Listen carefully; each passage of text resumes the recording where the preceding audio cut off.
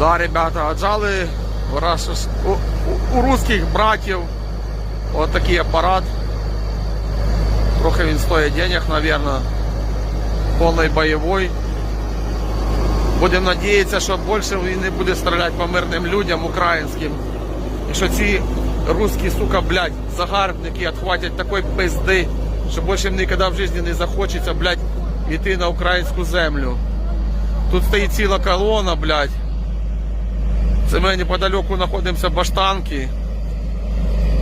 Там стоять колона, є машина зв'язистів, ще чогось непонятно, блядь.